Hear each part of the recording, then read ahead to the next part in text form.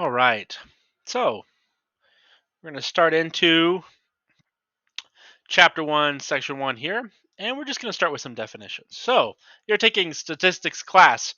What is statistics? Maybe you've heard some cliched phrases like there's three types of lies, damned lies, and then statistics. What do people mean by that, right?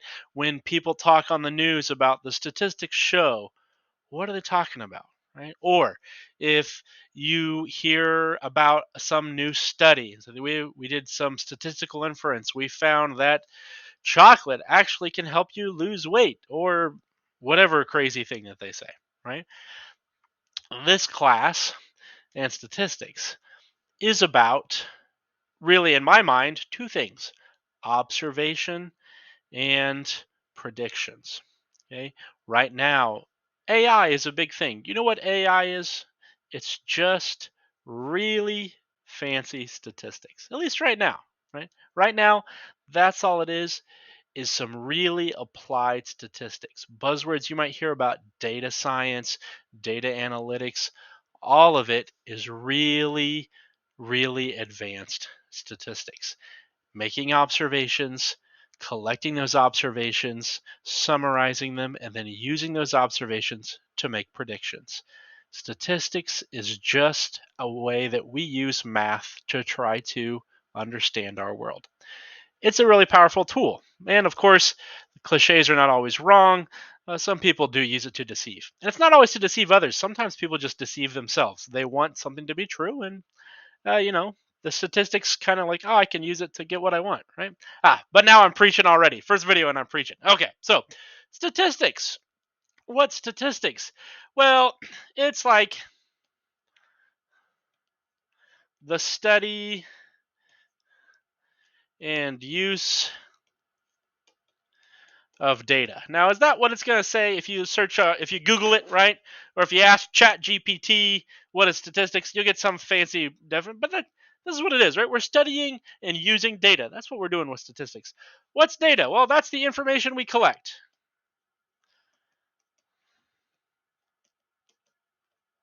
Now, even your textbook is not going to have what I'm written down here, right? What I'm going for with these is to help you understand what they are. Now, when you want the actual definition, like, you want it to, like, I took a stats class, I can tell you what that is, and you want to, sound like you actually know what you're talking about, maybe you want to uh, take a look at our textbook and say, here's the textbook definition of this, right? But you also have to have a feel for it. Right? So probability. These are right now. What I've got is a list of the big words from the first section, and they're words that are going to come up all the time through the course. So these are words that we need to do. Probability. That is a description of chance event, right? If I flip a coin, what's the probability that it's heads, right? We use probability to talk about the likelihood of something occurring. So the likelihood of a chance event.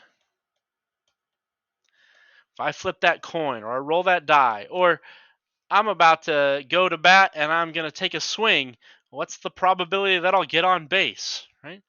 And that's a subtly different probability from flipping a coin. That kind of stuff. Okay, now some more technical terms that I'm going to introduce you to here. Population sample parameter statistic variable. Before I do that, think of a scenario, okay? And it's actually the very first scenario in your textbook. It's supposed to be a collaborative exercise. That's difficult for us to do as an asynchronous class. So instead, I want you to imagine you're interested in the amount of sleep that middle schoolers get, right? So you're worried that, you're a parent or you're a principal at a school, and you're concerned that the middle schoolers, the students, are staying up too late playing video games or on TikTok or whatever it is. My children aren't quite in middle school yet, but they're not getting enough sleep. They seem tired. They're not doing well. You'd like to know, how much do they sleep? Well, there's lots of challenges involved with that. In fact, I encourage you to pause the video right now and think about, what are some challenges that I would face in trying to answer this question of how much sleep are these middle schoolers getting? Okay. Did you pause the video? If you did, cool. Hmm? Maybe you can tell me what you came up with if you want to. If you didn't, that's fine. So here's some challenges that I can think of. Talking to every single middle schooler. You could have maybe even thousands of students in a large middle school, right? Certainly hundreds. That's lots of people to talk to. Getting an accurate answer out of those students, right? How do they know how much? Well, I went to bed at this time. My alarm's set for this time, but I gotta, that's self-reported data, right? Getting them to answer at all. Maybe they just don't care. I'm not telling you how much I slept last night. Oh yes, I definitely went to bed at 8 p.m., Dad, and I got up exactly at 6, right? So we have problems with the number of students we have to talk to. We have problems with, even if they're honest, getting accurate data. Maybe they don't want to be honest with us. There's lots of challenges, right? Now, let's put aside a lot of those challenges and let's just focus on the number, right? Let's say you've got 1,200 students, 1,200 students. That's a lot of students to talk to, and you're not sure if you really have time between all the other things you've got to do to talk to all of them. The population that you're interested in would be all of the students at the school, right? So if it's 1,200, if it's 1,058, whatever, right? All of the students at the school would be the population. You can't talk to all of them, so you take a sample, right? You don't talk to every student. Maybe you pull the first 50 students you can in the lunchroom and you talk to them, right? That would be a sample from your population. The parameter is the true amount of sleep that all of the students in the population get, right? That's the number that you're interested in, right? That's the data that you're trying to collect so that you can do statistics on it. But you don't have access to that parameter, right? It's out there. There is some true average of sleep, but you've only got your sample data. And if you calculate an average of all, you remember averages, right? You take the data for those 50 kids. I got 6 hours of sleep. I got 7.5 hours of sleep. And you had all those numbers. You add them all up. You divide by how many there are, right? That would give you an average for your sample. That is a statistic, right? A statistic versus statistics. The study of statistics, the act of statistics, the subject of it, right? Versus a statistic. A single statistic is something that you've collected from a sample, right? The average amount of sleep that these 50 middle schoolers, these eighth graders get is 6.75 hours per night. That's a statistic.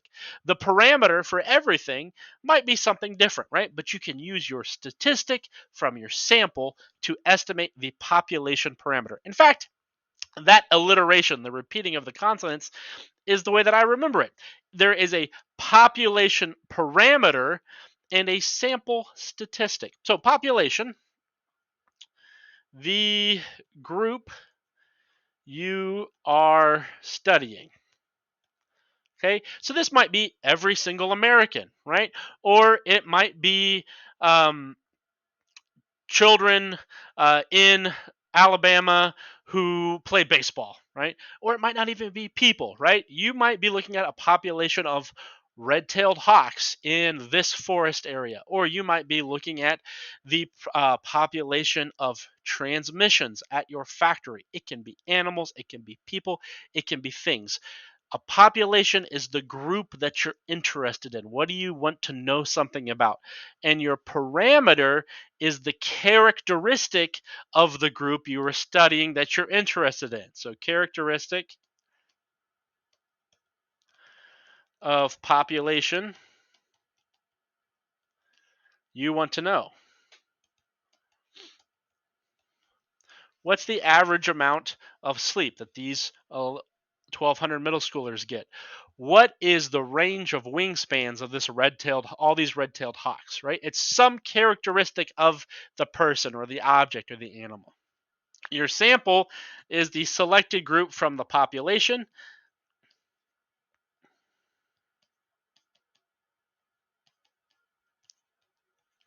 And statistic is your calculated data from your sample. And a lot of times when you calculate something, you're going to have to you're going to identify the variable, right? So the variable is the, just like in math, right? You have like the variable x or the variable y. You might define the variable h, hours of sleep gotten by middle school students, right? Or variable w, wingspan of these hawks, right? So it's a um, letter to represent what you are interested in. Okay, now I know I've been speaking really informally here. I hope that by speaking this way and talking about it this way in this very first video, um, this makes you feel like this subject is accessible, right? Lots of terms and ideas are going to get thrown at you. It's a math class, right? Stats is a sub area of math, and that can be overwhelming. But not just stats, any math ultimately comes down to us humans trying to make sense of problems. And you can't make sense of problems with new tools if you don't understand the tools. So, what I want to do with these definition videos is help you understand the tools that we're using, right? And then going from here, you should read the text. So, chapter 1, section 1, read the actual definitions, maybe even look online, see some other definitions. But I hope this gives you an idea of what these words are about. Now, I want to talk about data again for a second. If you go down, and statistics too.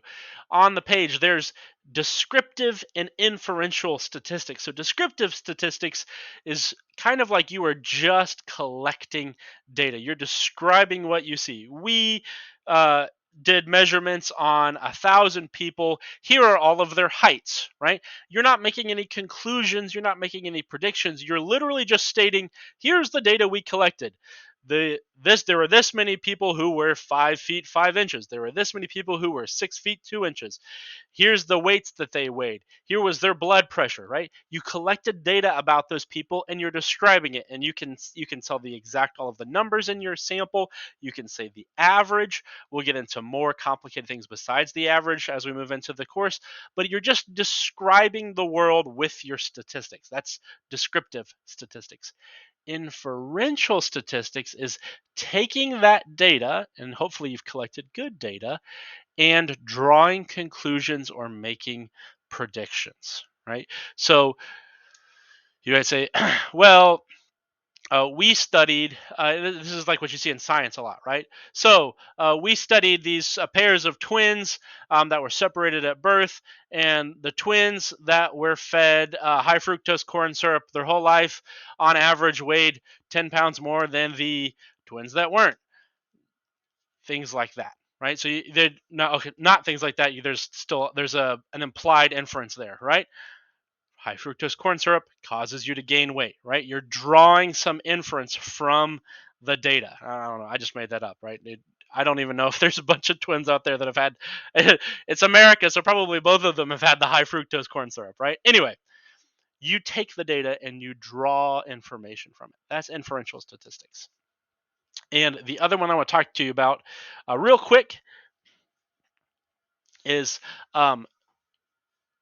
numerical and categorical data, or sometimes qualitative and quantitative data. So, numerical data, you can hear number in there, right? Numerical is height, weight, blood pressure, something that you can describe with numbers. That's quantitative. That's quantitative data. If you can take an average and the average makes sense, it's quantitative.